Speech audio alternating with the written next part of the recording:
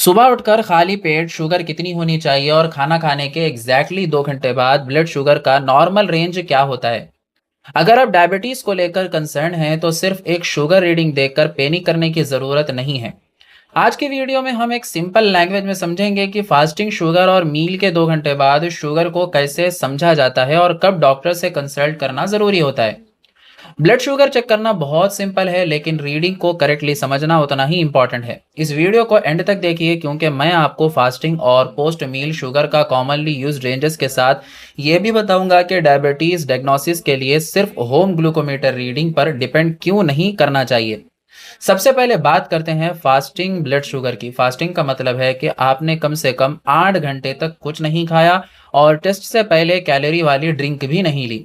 Non pregnant adults में generally 70 से 99 mg fasting blood sugar को नॉर्मल रेंज में माना जाता है। और अगर फास्टिंग शुगर 100 से 125 mg के बीच आती है तो ये प्री डायबिटिक रेंज हो सकती है, और अगर फास्टिंग ब्लड शुगर 126 mg या उससे ज़्यादा हो तो ये डायबिटीज़ की रेंज में आती है। लेकिन एक इम्पॉर्टेंट बात, एक सिंगल हाई रीडिंग का मतलब ऑटोमेटिकली डायबिटीज होना नहीं है।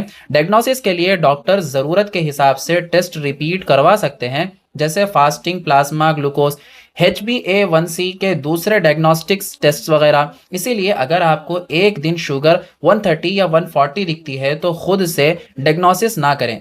अब आते हैं दूसरे इंपॉर्टेंट क्वेश्चन पर। खाना खाने के 2 घंटे बाद शुगर कितनी होनी चाहिए।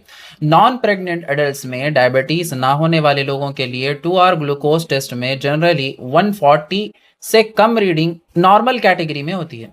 अगर 2 आवर ग्लूकोज 140 से 199 के बीच होता है तो ये प्री डायबिटिक रेंज हो सकती है, और 200 या उससे ज़्यादा डायबिटीज़ की डायग्नोस्टिक रेंज में आ सकता है। लेकिन डायग्नोसिस कंफर्म करने के लिए प्रॉपर मेडिकल टेस्टिंग ज़रूरी होती है। यहाँ एक कॉमन कन्फ्यूजन होता है, 2 घंटे बाद का मतलब आइडियली मील या ग्लूकोज टेस्ट की टाइमिंग के कंटेक्स्ट पर डिपेंड करता है। घर पर ग्लूकोमीटर से रैंडम पोस्ट मील रीडिंग और laboratory 2 hour oral glucose tolerance test एक ही चीज नहीं होते, इसलिए अपनी रीडिंग को कंटेक्स्ट के साथ समझना बहुत जरूरी है। अगर आपकी फास्टिंग या पोस्ट मील शुगर बार बार नॉर्मल रेंज से ऊपर आ रही है तो इग्नोर मत कीजिए। अपने डॉक्टर से कंसल्ट करके फास्टिंग ब्लड शुगर और HbA1c जैसे टेस्ट करवाना यूजफुल हो सकता है। साथ ही अपनी डाइट, फिजिकल एक्टिविटी, स्लीप और वेट मैनेजमेंट पर भी ध्यान देना इंपॉर्टेंट है। लेकिन अगर आप ऑलरेडी डायबिटीज की मेडिसिन या इंसुलिन ले रहे हैं तो मेडिसिन की डोज अपने आप चेंज या बंद ना करें। और अगर बहुत ज्यादा शुगर के साथ बार बार यूरिनेशन, वॉमिटिंग, वीकनेस, कंफ्यूजन या ब्रीथिंग डिफिकल्टी जैसे सीरियस सिम्टम्स हों तो अर्जेंट मेडिकल अटेंशन लेना चाहिए।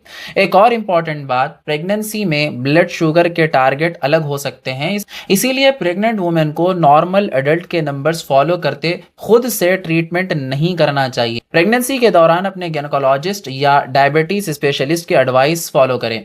अगर इस वीडियो से आपको फायदा हुआ है तो हमारे चैनल को सब्सक्राइब करके बेल नोटिफिकेशन ऑन जरूर करें, और कमेंट करके बताइए कि आप इंडिया में किस जगह से इस वीडियो को देख रहे हैं और आपकी खाना खाने से पहले और खाना खाने के बाद शुगर रेंज कितनी आती है।